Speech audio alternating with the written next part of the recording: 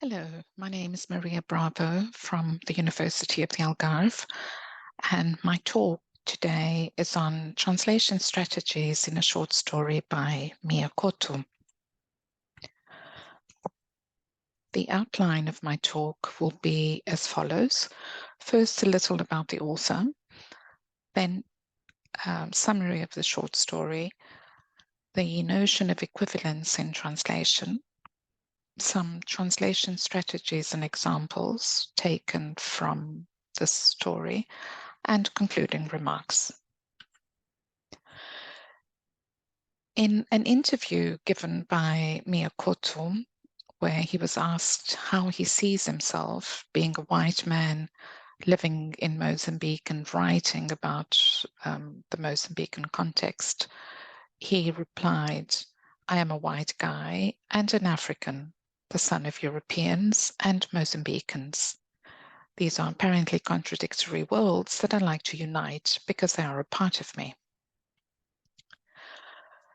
Mia Couto has been acclaimed as one of the most original of Mozambican writers. His creativity is based in the African oral storytelling, and his use of the Portuguese language is inventive and transformative. The notion of hybridity is present throughout his writing. One of the scholars, Helgeson, remarks that the fusion of cultures and languages in Mozambique are taken from the lives of people on the ground. Couto's writing has been considered unconventional, difficult, or even impossible to translate. Yet there are translations of his work into just over 20 languages. The challenges for the translator with this author is that he uses specific African culture words and phrases. Also, the way he transforms the Portuguese language with words placed in a cultural specific context also makes it difficult.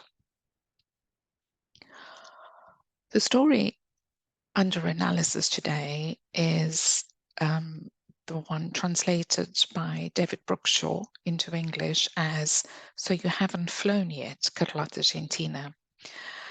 It is part of the collection of 12 short stories called Vozes Anoitecidas and translated as Voices Made Night. Some scholars have interpreted this story as a reflection on power in law, on culture in the individual, and also on writing and language. The story is narrated by an African man in the form of 4 letters that he writes to his lawyer, who is a white man and who's going to represent him for a crime that he committed. He is in prison for killing his wife, and although his African people and culture have not judged him or accused him, he turned himself in. He suspected his wife could be a Noi, which is a witch, and put her to the test, and she ended up dying.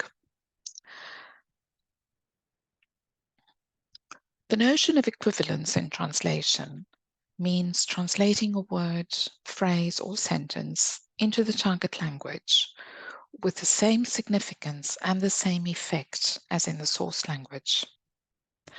Mona Baker argues that equivalence depends on a variety of factors, both linguistic and extra-linguistic. I will be looking at some translation strategies used by the English translator in this short story. And the term approach in translation means a sense of purpose and direction.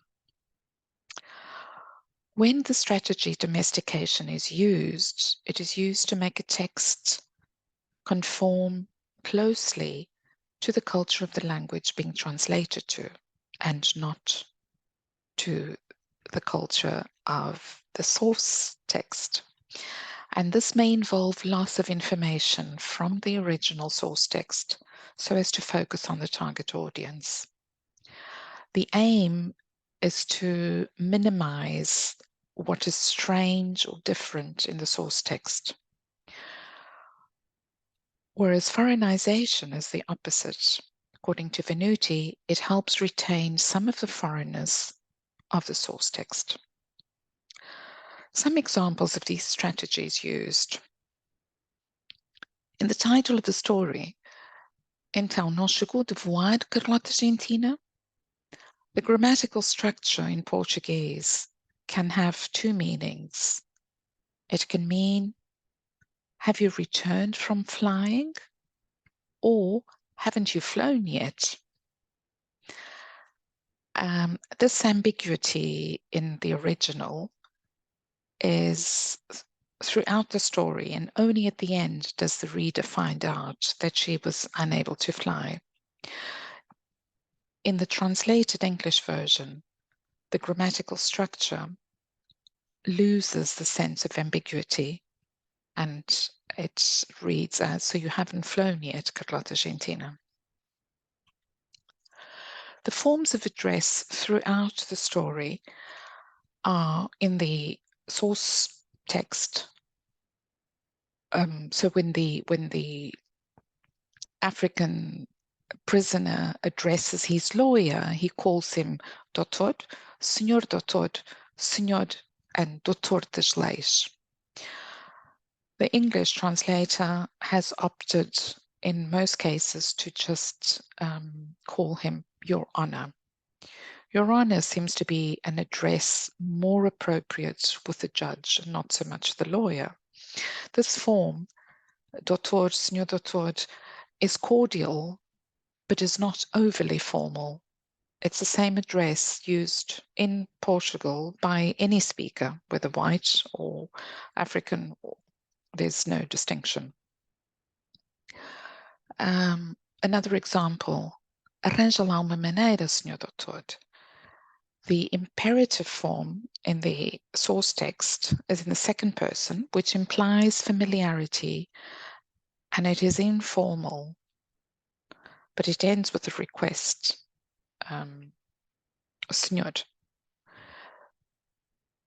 The sense of familiarity and light request is lost in the translated, please, Your Honor, help me. Other examples of loss of subtleties in sentence structures. Estou aqui a falar isto. Here's an example of the playfulness of the word, of the language. The typical form would be isto e aquilo, this and that, but he chooses to use just this.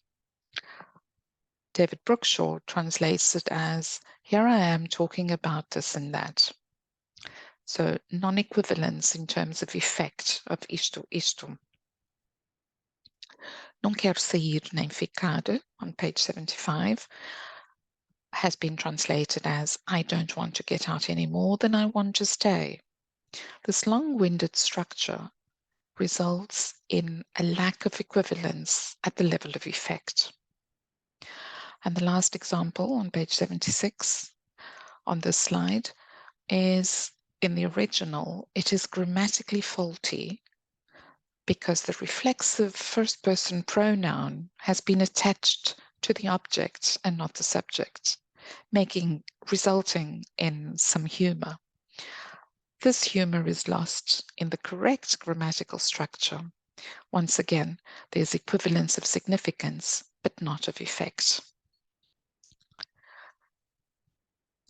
Some more examples. Nada, não foi ninguém que queixou. Literally meaning nothing, no one complained. The English translator chose to write, that's the plain truth. No one pointed the finger at me. Another example, onde estou afinal eu, which is where am I after all? When all is said and done, where am I? And the last example, deixo os pensamentos, meaning I leave my thoughts. has been translated as, I'm going to leave my thoughts to themselves. An example of domestication strategy. The word chipefo is a Mozambican word meaning paraffin lamp. It appears in the source text as a glossary, in the glossary. The English translator has chosen to just write oil lamp. The word baloi, which is the plural form for noi, has been erased in the translated version and just translated as these witches I was talking about.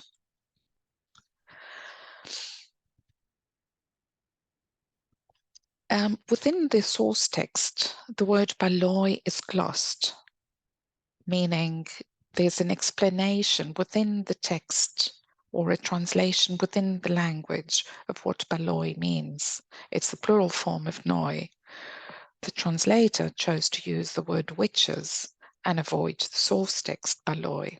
However, 5 pages earlier, he had used the word noi. What we can conclude from these few examples is that Mia Couto's poetic and rhythmic style, which is also present in his prose, is somewhat lost by the translator's choice of more lengthy sentence structures in general. So there's a different style. The voice of the African narrator, creatively using the ex-colonizer's language, also goes unheard in the correct grammatical and syntactic structures in the English version of the story.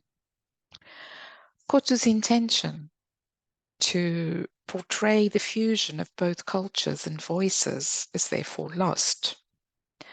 And although equivalence may have been achieved at significance level, the effect achieved in the target text is different to the effect in the source text. In conclusion, I have chosen a remark by the scholar Helgeson, which seems to be very appropriate, in that he says translation can never be just one thing in relation to Couto's work, but will exhibit a wide repertoire of solutions as well as contradictions. Thank you for listening.